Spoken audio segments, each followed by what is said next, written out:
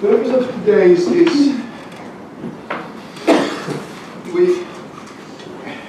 you want to make a correct proposal that you're able to sell, that you're able to communicate to other people, and since it is a business, I mean, the purpose of this entire discussion, and I'm sure you agree, and I'm sure you know, but I really want to repeat, it is not about how to run operations for charity.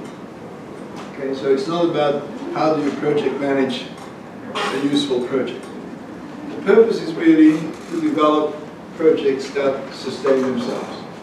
Basically mean that create their own revenue in such a way that goes on and on and on. It is the only way. We discussed that briefly yesterday. I really, obviously, seriously think that if this continent would have had less charity money, it might have been further by now.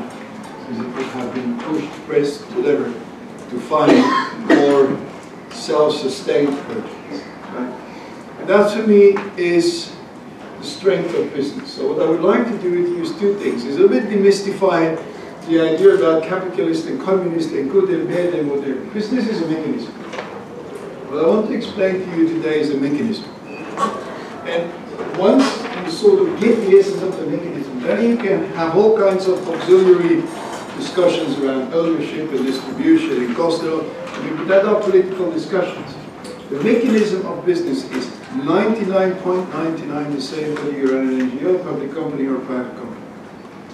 I'm still waiting for the first one to tell me where the difference is. There is no difference. It's a very neutral mechanism. As I often say in my As I often say in my political speeches, you can use it for good or for bad, and that's a matter of choice. And we've used it too much for the bad in the past, in the recent 20 years. And we could really decide tomorrow, you could decide to do it for the bad. But you have to catch the mechanism, right? And that's what I want to share with you. Nothing more, nothing less.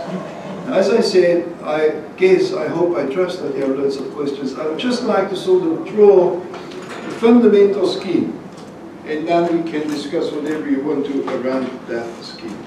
I never ever thought 20 years ago that I would still be writing on a blackboard. So this is a very historic moment. Start my career as a mathematics teacher, for your information. I understood after 1 year that I was not a teacher, so I did, but that's where I literally started when I graduated. Good. The essence, and I'll try to put it right in the middle, the essence of all is cash. By the way, what we have discussed, not Johnny Cash, what we have discussed, I saw this morning a fantastic thing 20 years ago, we had Johnny Cash. I don't know whom hope. Oh, we had Steve Jobs. Today we have no cash, no hope, and no jobs.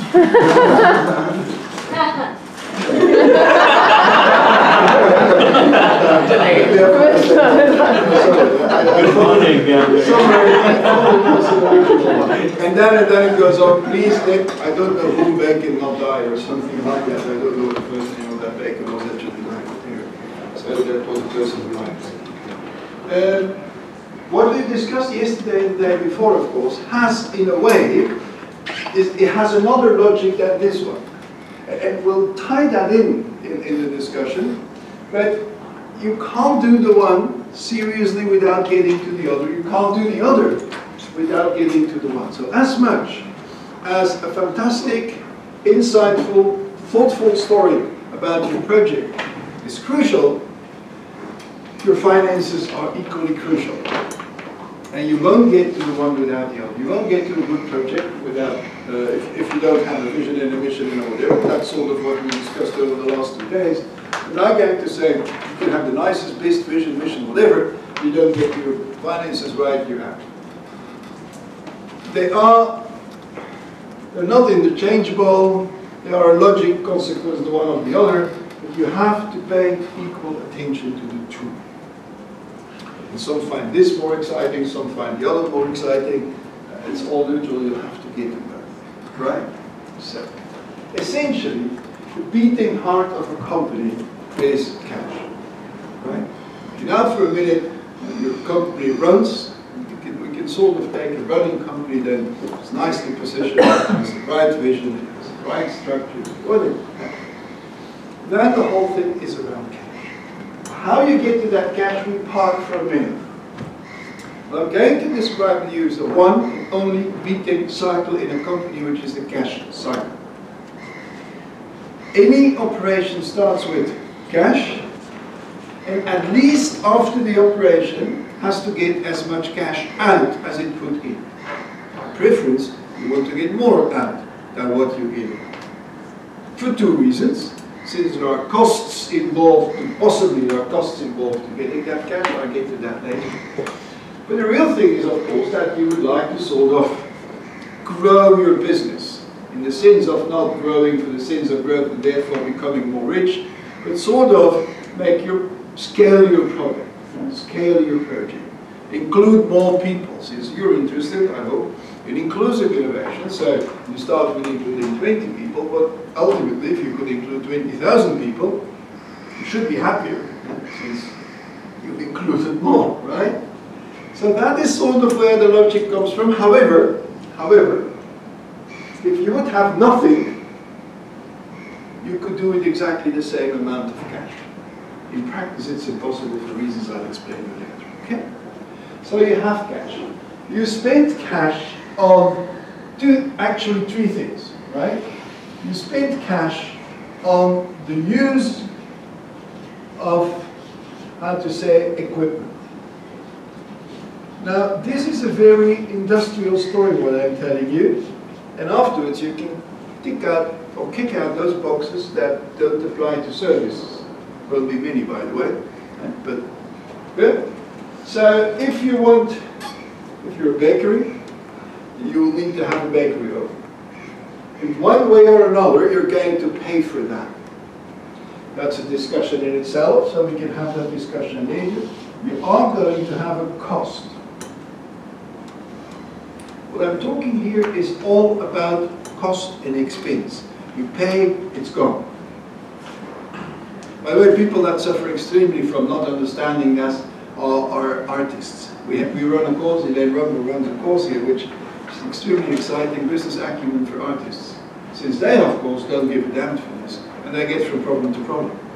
You know, photographers, singers, theater troops, all that flamenco troops.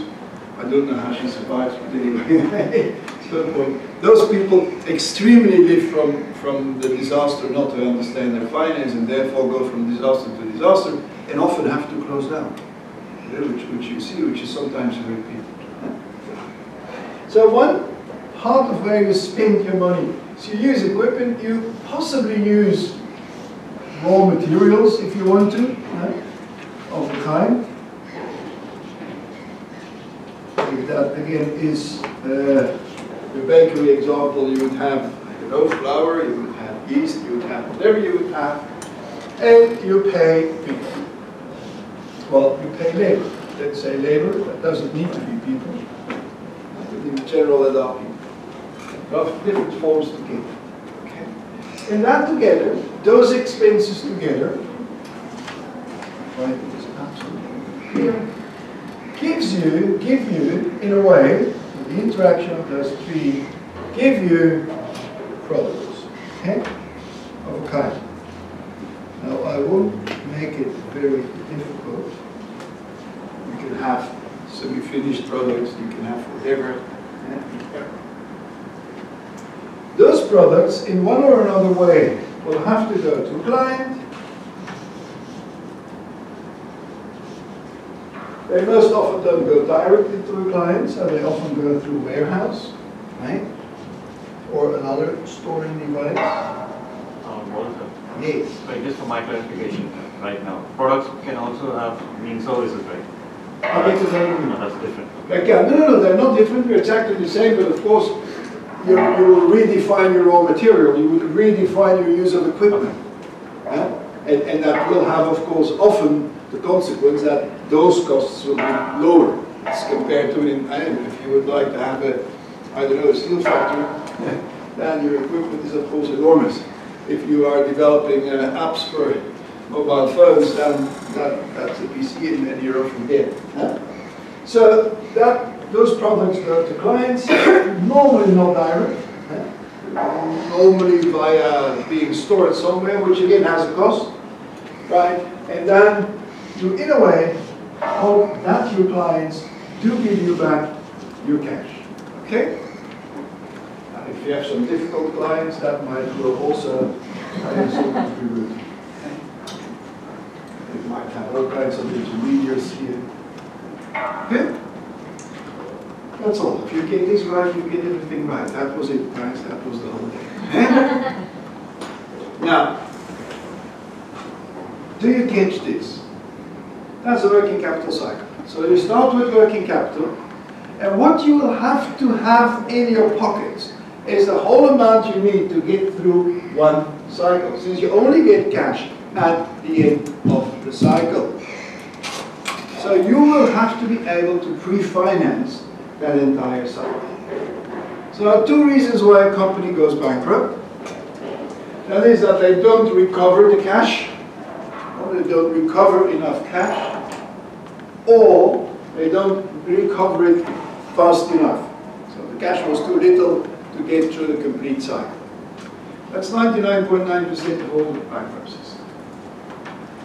It's not what people will say, but that's all what is going to any bankruptcy. That's where a company goes bankrupt. As long as a company gets through the cycle and gets slightly more cash out than in, you're done. I don't say you do useful things. That was a discussion of yesterday and the day before. I don't say you add value. I don't say nothing. I say that as a company, you're going to survive. Okay? Clear? Now, there are all kinds, each of those boxes, if you want to, has its specificities. And I want to elaborate on one or two of them, and then we can go through sort of, if we now talk about the service company, what would that be so different? And in the structure, nothing. But in the amounts and you know, where the highlights are, of course, that would be. The first starts, so, by the way, if you need to pinch the capital, you have to understand the cycle, since that's at least the money you need, or you're not going to get through your product. Okay? So now you have to recalculate what all this will cost. And that's what you ask. If you don't ask that, you're gambling. You can ask half and then hope that halfway you get more. But in a way, there you get into a gamble. Maybe you don't find the whole funding, therefore you will have to go in a gamble, but know that you go in a gamble. And that can be a win or a lose for you. It's very useful in your business plans to explain that. And what's your flow? What's your cash flow? By the way, that leads to a cash flow statement. As I said, I'll explain to you a few statements. So the cash flow statement is sort of nothing more than the description of that. But you'll have to make a forward-looking, which of course is useless as we discussed, but a forward-looking cash statement. That's what you go to with a banker, an investor, or whatever. I won't talk about the details of how to make that. You can find that in any book. You know, you see the headings there. But it's basically that. That's what it is. I really would like you to catch the logic much more than the documents. Eh?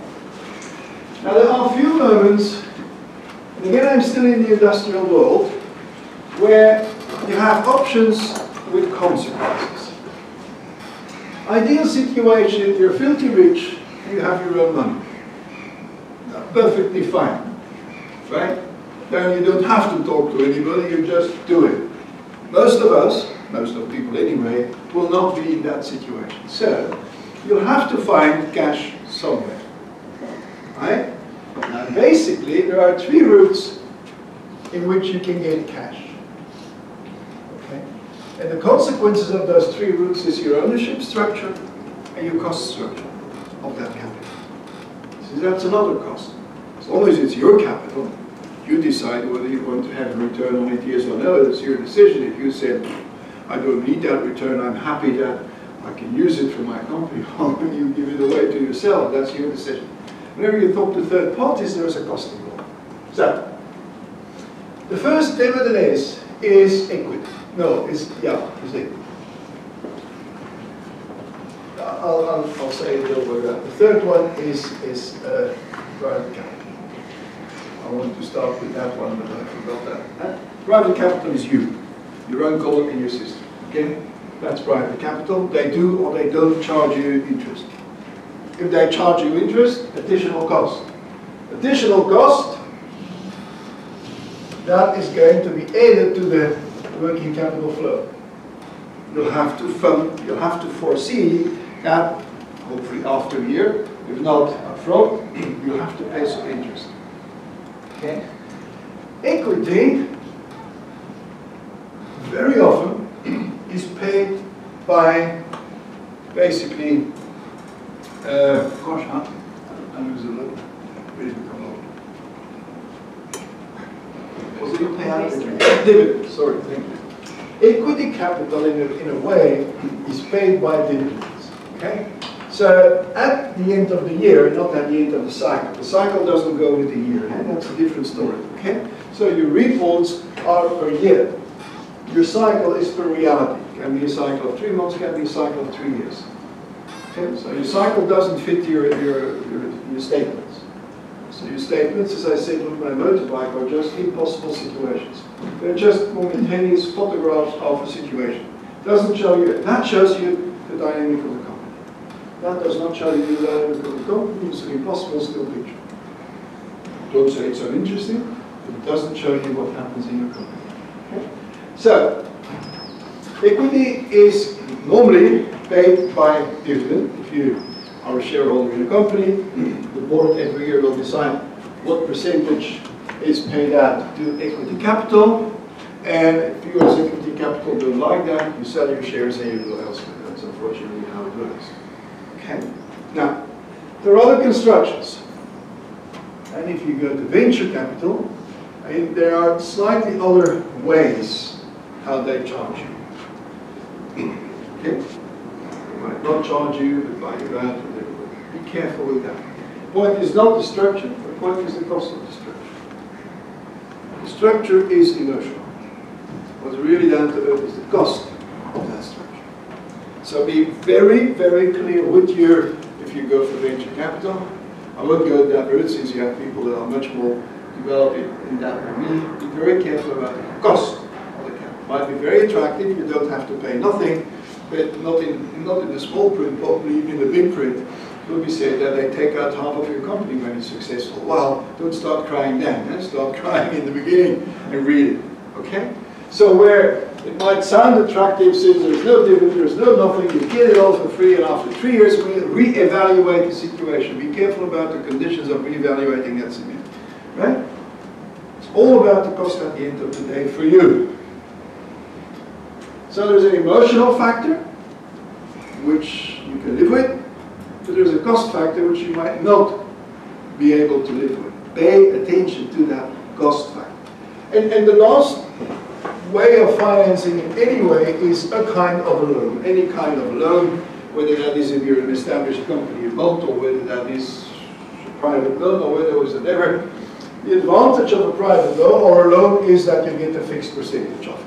And so you get a loan, you give conditions to repay that. When do you repay your loan? The end of your cash cycle.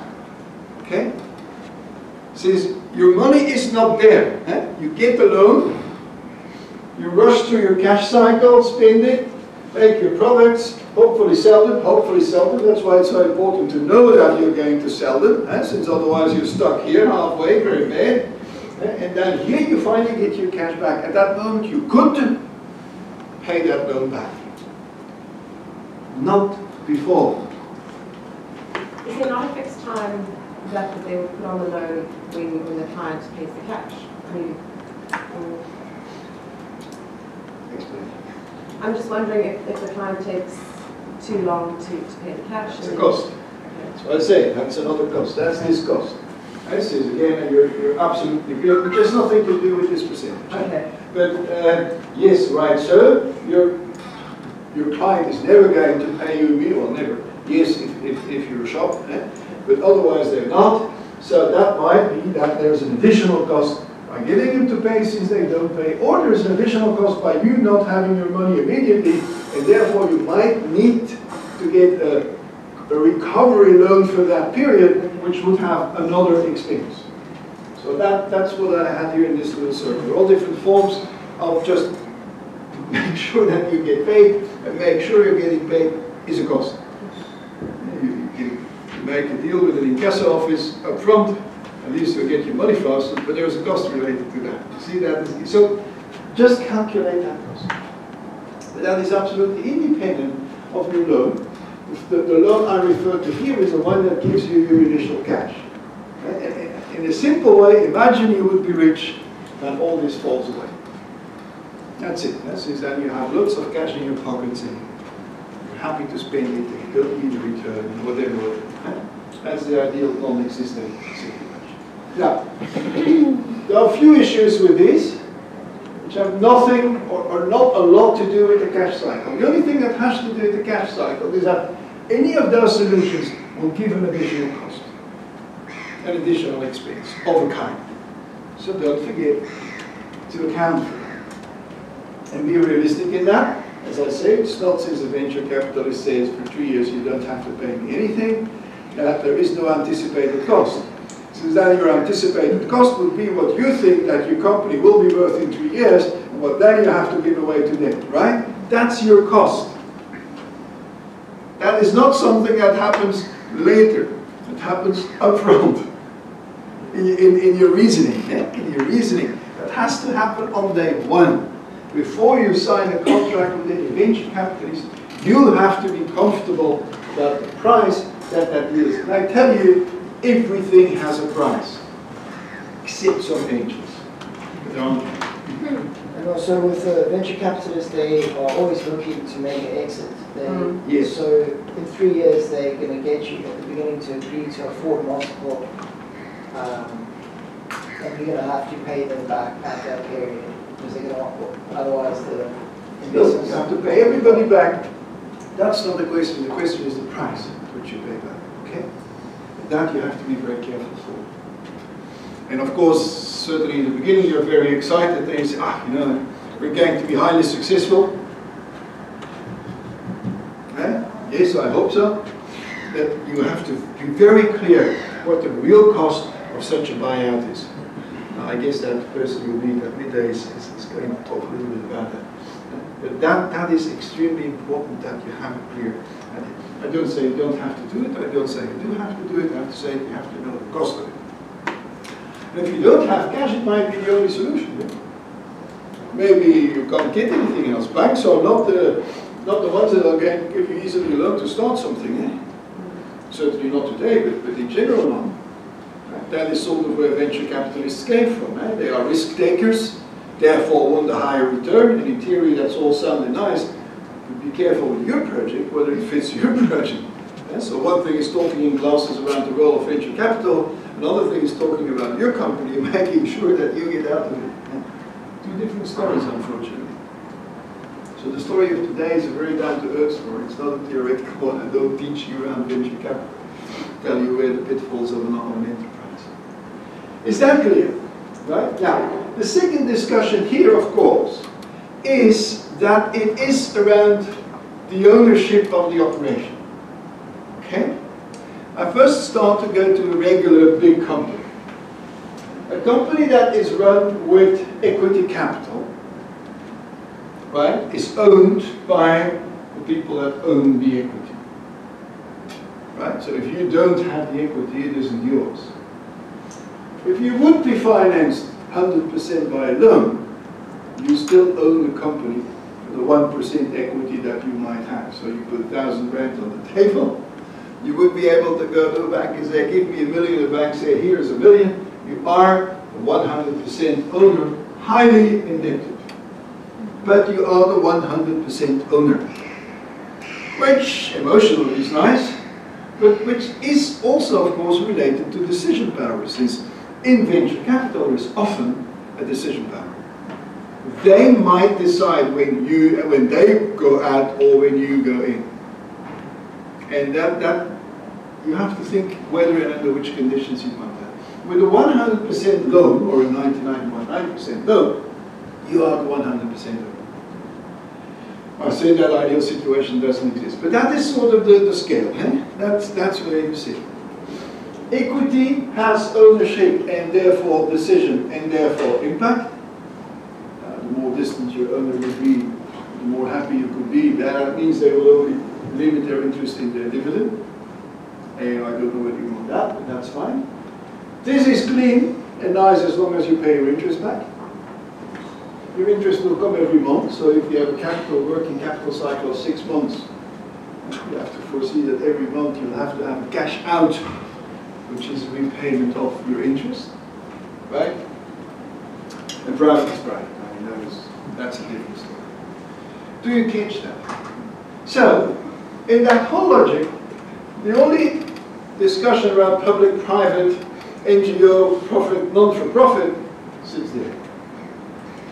It does not sit here. And have that discussion very clear. So the way you run an NGO is exactly the same way how you run a big multinational. Right? That discussion of whether your company is for profit or not for profit, privately owned or cooperatively owned, sits there. The last form, which is less popular but very interesting, on cooperatives. Okay? Rabobank, until along my favorite bank, is a cooperative. It's not a shareholding company. Which is one of the reasons they survived the crisis so easily. They messed up with the Libra afterwards, but that is of course unethical people as usual. But structurally it's interesting. Lots of the agribusiness in the Netherlands again, most if not all of the agribusiness in Holland is cooperatives. So the big Campina Frieslands which you see around the world are cooperatives. Right? And that comes of course the cooperative comes from the old idea of a community of farmers. It's a highly relevant concept for African culture, by the way, and that's why I want to talk a minute about it. The tradition comes from, say, a community of farmers that want to join their interest in what to do with the money we make in our business, so we'll be our own bank, yeah? And secondly, what to do with the decision power in our respective companies. And instead of a shareholdership, they have invented a membership, if you want to keep it simple. A cooperative is a club, like a soccer club. You become a member, you pay your contribution, you choose for a board that runs your soccer club, you have annual meetings, or you have 6 times a year an annual meeting, whatever happens, so you have regular meetings where the cooperants, the members, are sort of jointly, within limits, deciding what their cooperative does. It's extremely interesting if you talk about social enterprise. And you see, for instance, in the wine industry here in South Africa, that there are experiments taking place in that corner. Can you turn sort of highly unsocially responsible organizations into a socially responsible social enterprise with ownership, partly ownership, co-ownership of the people that work there, whatever. And needless to say, the concept behind, of course, is that if that community of farmers have a much stronger say, they're not going to exploit each other, they're going to try to find the best common ground for all. And that is sort of the, I hate to repeat, the Ubuntu concept of business. That's the cooperative, which unfortunately started in With cooperatives, everybody holds the same equity? At the end of the day, there are different formats, but it's not equity. You don't hold equity, you're a member. So it's a membership thing, and every member has a vote. Is it one vote? Yeah, look, I mean, there might be differences. In theory, it's one vote. One member is one vote, and all members are equal. But of course, like Animal Farm describes, some animals are more equal than others. So if you create a new cooperative, say, if Campina would say, hey, we want to create a cooperative in South Africa, we Campina, which is a cooperative, but is on the stock exchange, okay? If they, of course, would come down here and go to the farmers region and say, hey, we are willing to create with you a cooperative, they are most probably going to want to have a few votes more. And so in theory, the cooperative is a club, but in practice, you might have all kinds of different forms. But the essential is it is not shareholding and it is not driven, and that is again, it's a political discussion, but an important one. A shareholding company is driven by the dividend, therefore by the shareholder value. The higher the shareholder value, the faster they will bail out. So we have an interest not to have a high shareholder value if you want to keep your shareholders, for your information. The lower your shareholder value, the least they can buy themselves out. Right? This is a political statement. So the better you are the higher your share value is, of course, the happier they are. So there is a real drive not to run the company, not to contribute, not to have a vision, not to have nothing of all the things we discussed. A strictly shareholding company, strictly equity-based company, is going to push you for the only thing that interests them, which is dividend. That is very important. A cooperative has a goal. A cooperative shares a vision, at least in theory, but a cooperative shares a vision. So that will be driven by what we discussed yesterday and the day before. What's your vision, what's your mission, what's your contribution, etc. That is the driver of a cooperative. So if you go into a social venture of a kind, or if you really would like to be inclusive, that is of course a fantastic way to be inclusive, at least on the other side. So you include everybody. So anyway, you go to a community and you make it a community of potential clients. Okay? Now they might have an interest in you. Yeah, sorry. And generally with the co-op structure, from my understanding, is that there is a relative cap on what individuals can earn. No. So it's not a get-rich scheme at all for individuals. Yeah, look, that is very contemporary, of course. The scandals in business life have been, yeah, look, I mean, you know what the problem is? Those people living on an island. They really don't know what they're doing. You can't believe it. I followed that recently with the 2-3 clashes in Holland, since I know a number of the people and I know all the companies here. And you hear them talking and say they are not from this world. They don't catch it. You see? So we have created a stable of so-called managers there that are highly irrelevant. But you're right. As a structure, of course, a cooperative is not driven by that. It's not completely a charity, but a manager of a cooperative, normally, which is not always true with the big cooperatives, comes out of that cooperative, knows the sector. And Rabobank was an agricultural bank. The people that until recently managed that bank came out of that agricultural background, knew the people, knew the problems of the farmer, knew. So there's much closer proximity, and therefore, instead of this is a greed drive. Where does the problem come from? Is that companies that are highly equity based are by nature driven by shareholder value, which is sort of, if you translate that individually, that's where the greed drive comes from. And by doing that, you disconnect this drive, which took over in the 80s, 90s, from this drive. The drive of a company is this drive. You see, everybody should agree on this. So this is auxiliary to the discussion of you running your company. You have to be aware of it. It's another discussion. Don't miss out those two discussions. Would savings groups or more sort of organized stokvels be Yes. sort of an example of That's a a kind cooperative? of cooperative. Yeah. Whether they have a legal cooperative structure or not, but that is the idea. So you have a community, and that community says we want to uplift ourselves, and so let's have a savings club. And every month we all say, God knows what, and then as a little community we're going to decide microcredit, who we can help. Absolute example of a cooperative, even if it might not have a legal cooperative structure. I guess it exists a cooperative structure in South Africa. It does not exist in all countries. But yes, the idea is there. And it does influence, of course, your driving factor. The driving factor here is very often a kind of a vision. A kind of a vision, a kind of a belonging. Yeah. Right? That is sort of the driver here. Where here the driver is cash. And something like Kickstarter and Fund that creates a community around a cause and people funding it who all essentially become either stakeholders or clients. No? To kickstart it. Something like Kickstarter Oh, or sorry. Thunderfund, group funding. So Yes, where yes. Crowdfunding. It's an interesting phenomenon. It certainly has characters of a cooperative, I don't think it has a cooperative structure.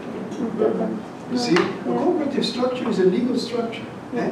So it is you by law register your company as a cooperative, you see, which has, but the mechanism that you're looking for, no, the mechanism that you're looking for, I guess, is an equity mechanism, I would say, in crowdfunding. It does remain an equity. Now, since you have so many shares, since that's what you have, you don't have concentration of power. Since, of course, in the whole struggle, one of the things here is that you get concentration of power. You get 30% of the shares in the hands of one party that therefore can manipulate the shareholder meeting. Imagine for a minute that you have 1 million shares and you have 1 million shareholders then. You get another thing, but of course through history, what you see is concentration of shares. But I think with something like Kickstarter, you invest. When I bought or invested in something, which was essentially a product. So Yes. it's like they show you a product and say, if you want this. So essentially, they just, it's more market research than anything else. It's involving the that client only from means that the they're funding smart process. in selling their stuff. Yeah. See, which sits here, Yeah. which is different from the discussion you have here. But you can have the two, of course. You can have a company that is equity held, that's cooperative, and do have their sales right, and you have some that are cooperatives and don't have their sales right. And it's good that you have a little bit of everything right. Sure. So, but there are two different things. What I really want to get to is that where you, Yeah, just to add to that, I think that it's more, the crowdfunding argument is actually more private because, or actually, it's actually a sale because you're giving something in exchange for something. So you might give $5 to get a mug, which costs the company $2, but you feel as though you're actually giving something back, but you get a small reward for getting that money, right? as long as Not you an keep the equity. share. No, but you don't keep the share. Okay. Because you buy a Now, it isn't the structure, then it's a pure sales. If you're in such a case, then it doesn't even play your place there. You have to get that clear, man. That's sort of what I want to get you, that you see where the things sit so that you have a clear discussion. So you can have that. Again, you can have an absolutely privately owned with $1 company, and now we move into services. If you go into some internet, what is the reason of the internet? Well, ages ago, since of course most of the costs are extremely limited. So you can start an internet-based thing with a relatively low cost. And therefore, you seem to have, with the low cost and an anticipated, over-anticipated revenue, you can get a quick cash cycle and get quickly lots of money, which of course failed brilliantly, since there is no real magic in the world. There is, but it's in your mind. I don't want to digress too much on the crowdfunding, but it can go very, very wrong for the people that invest in it. There's a company, Oculus VR, and they make virtual reality headsets, and they've got a really expensive round of funding from all these funders. And I think Facebook bought them last year for $1 billion, and then the ownership went to Facebook. So the owner, driven by, let's call it greed, had all the ownership, all the control. No one that gave money to have the headsets created. A lot of people didn't get their headsets, they funded the headsets, and now the company's in Facebook's control. And Facebook has terrible with all types of finance, there is a risk. You have to be very clear what the risk is. The risk is, of course, in your hand as an investor. So this discussion you have is, are you going to invest money in a crowd-funded project? Or you rather invest in a simple standard share? Or do you rather go to your bank and give them the money? You get a very low percentage today, but you get a fixed percentage. That is your choice as an investor. And unfortunately, the higher the returns, the higher the risk, very often. I didn't come across in my life of high yield, low risk opportunity. I would have taken it, you can imagine, as anybody else in the world. So they don't exist. And the point is, you really have to understand the mechanism. Be very careful for pyramid type of constructions also. You know, the stupid pyramid examples, of course, they all happen in your youth, or you have to send a message. But that kind of constructions also exist slightly smarter, slightly smaller, but maybe even more devastating in all kinds of fancy grant financing, right? So, this discussion is independent of that discussion. Okay? Whatever solution you take here, you'll have to solve the same issue, which is you'll have to finance your working capital cycle. Okay? How you do that, that relates again with the cost, the risk, and your emotional idea of yes or no being an owner or whatever. Now, important discussion, and of course around all that you have the, which I'm absolutely not an expert in, and which is highly context bound, is the whole legal environment. Okay? What is legal in which country? What can you do? What are all tax consequences? We're not yet in tax, by the way. We're not yet there. Okay, do we get that? Since that, I think, is an important discussion, and to see the difference where you are. When you look at those three funding mechanisms, though, normally, are they pretty much equitable in terms of cost of financing, or is there going to be a great deviation in that? Or no. Look, your uncle might be free, might not be free. Yeah. A loan today is reasonably cheap, but the conditions are very sharp.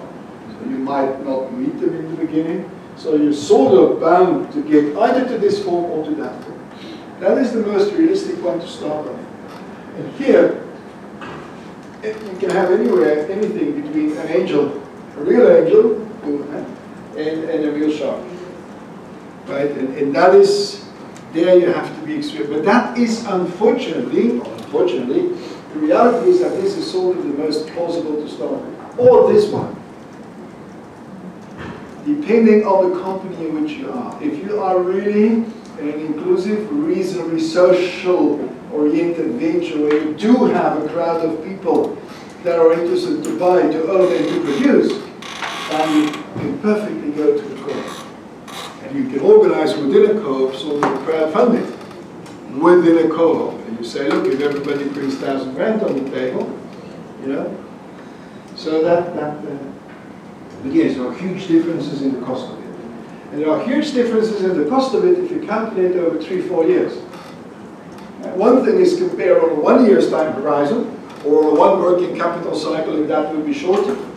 But don't make the mistake not to see that the deals you're going to make are often a 2-3 whatever year deal, and that the dynamic often does not play in your advantage. Again, if you're an angel, it will possibly play in your advantage. If you have a shark, it will definitely not play in your advantage. Now, maybe you have no choice. My only point is, this is emotional what you do. This is real. So, your emotions I'm not going to manage. The only thing I tell you, whatever your emotions tell you to do, calculate the cost. Since it comes into your working capital cycle. So where on this diagram would a funder be, or a cash option be that, for example, put cash in, but was interested not necessarily on the return in terms of cash, but the return in terms of the outcome. So, your product or service. So how would that express that interest? I suppose it would be in line with the goal or the outcome of the source of the money. No, I'm not familiar. Do you mean that they give you capital, but they want 500 pieces of your product? Is that the deal you're looking for? Pretty much, yeah. Well, then, good, fine. That's perfect. Disconnect. They're not the same. The financing mechanisms sit here. They are applying. So you sort of have a pre-order like the airplanes have. There's a client who says, look, I pre-order for you 200 units. I pre-order a Boeing 777. Okay? Now, and you know what? I'm also interested in your company, so I'm also going to put money in there. Fine, there are two different things. So you would rather define that as a client than in the... I would define it as two personalities. Okay. Schizophrenic two personalities. So you would have a funder, donor, or interested, whatever legal structure here, and you would have a pre-order. So that's why it often gets confusing, just like schizophrenic. Yes. Because they're not sure where they... And you have to look, you don't have to put everything on paper either. I don't say you have to have it, you have to be clear in your mind what you do. So that, if I understand you, is a pre-order. South African Airlines takes a pre-order on 20 Boeing 737s. Fine. But what's interesting is that is that often, although it's a pre-order, there's still, and that's what schizophrenic on, there's still some kind of assumption from that third party's point of view that they get to call shots as far as actually the production of the product goes. No, what they might have, like in an airline, of course South Africa wants these chairs and Lufthansa wants these chairs. So you have a design team that co-designs that particular product. But that is only that you do tailor-made products. You have a flexible business model, so you can make a business model for each of them. That's all. Doesn't change anything up there. If they are involved up there, you have to clarify that, independent of that. If you start messing them up, you're going to a rough ride. I don't say you can't do that, but I advise you, certainly in the beginning, not to do that. Okay? Now, theoretically, again, South African Airlines, well, they're bankrupt, but they would not be bankrupt. They could, of course, be shareholder of Airbus or which is absolutely different. Which might be, you will see that, in bigger companies, you'll see that major clients might be, of course, shareholders, since they trust so much in company, they think, hey, this is an interesting share, this is going to bring me return. Those two decisions are absolutely separate, also for them. The crux of risk management, when we design systems of risk management, you can't believe the cases of companies that, I'll give you a very concrete case without giving the name. There is an insurance company that does all the insurance for a big petrochemical company. So if any of those installations explode, they pay out. It's such a successful company of which they do the insurance that they have most of their portfolio is invested in that company. They're dead if anything happens in that company. So be very careful that to have a slightly holistic view on that. It's what we call assess liabilities management, right? That is to manage the risk of your balance sheet. We're not yet at the balance sheet, by the way. But there are examples of something like that. I'm an airline, I say, hey, Airbus fantastic, I want to take shares. And gosh, if it goes wrong, it really goes wrong, you close the door. Since you have all your assets and your liabilities, so your whole balance sheet is gone. You literally are gone. You don't exist anymore. That insurance company would have been dead in a minute's time if one of those plants would have run down. Which fortunately they didn't. Fortunately also for society, but anyway, fortunately not. Now that is very important to keep your things clean. And that's sort of the purpose of this discussion, that we get an understanding of where you have to be clean. Afterwards you can have investor South Africa, you can have client South Africa, all fine. But there are different relationships. If you start to mess up, you go into difficult, rough middle. Okay? Is that more or less clear? We can get back to anything later on. There is a second thing that leads to some discussion, which is this. There's a little one here, I'll talk a little bit. But that's an important one, specifically if you are in manufacturing or production. Yes. Are we going to revisit this concept of dividends, or is that not too... Well, I propose that I'll try to give you the picture, and then you can ask me any question you want. Okay? But I really want to get you through the picture, and then... A very quick question. What is fluorescent in that box at the bottom? Here? Yeah. That's a good thing, I don't know that anymore. Warehouse. Warehouses. Thank you so much. No, that's sometimes, imagine like if you make an airline, if you make an airplane, that's a huge one. But since you've never, even if it's like Woolworths buys its stuff and puts it somewhere in a warehouse before it distributes it to the Storage, stock. Yeah, something like, could be something like that, could be internal, could be external. If it's external, it has a cost. If it's internal, it also has a cost. Don't ever make the mistake to think that if anything is internal, it doesn't have a cost. Everything has a cost. This program has a cost account. I know exactly, I might be wrong, how much electricity I allocate to this program. And the reason is simple. If I don't do that, I never know where my money is on this program. I don't say I need to make money, I need to make money, by the way. But that would be a decision. But at least I would have something to decide. The worst thing you can do is assume that anything is for free, nothing is for free, even if there's no cash transfer. Okay, that might be hidden marketing, the same. I have, of course, all your overheads, and by the way, all your overheads need to be distributed. So be careful for that, which is another issue. Good, so I go to equipment. Ideally and simply, you wouldn't buy anything. If everything was in the ideal world, you want to make an airplane, you go to an airplane manufacturer and say, I want to make my airplane in your facilities, how much do I pay per month? So much, okay, interesting. Now that of course doesn't really work, it might not be the most interesting one. So, there again are sort of a few possibilities. Either you buy it, okay, right, or you rent lease.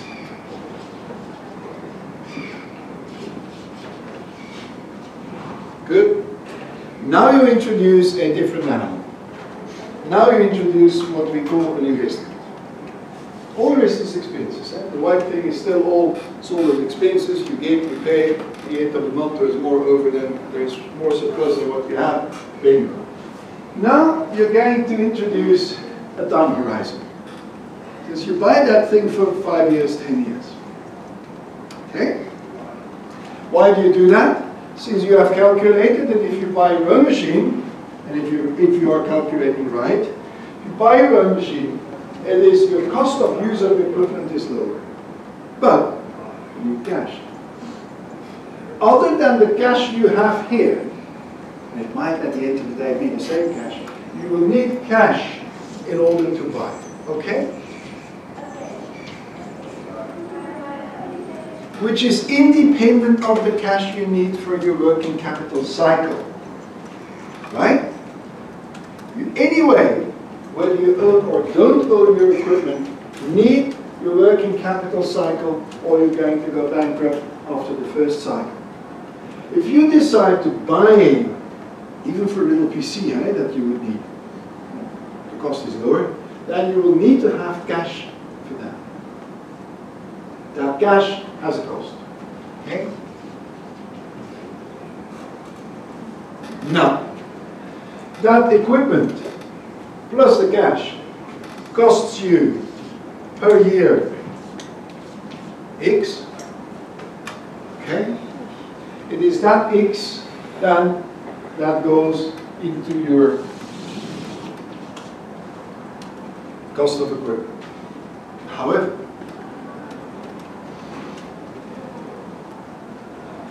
you might want, what? This is property. Your company owns that.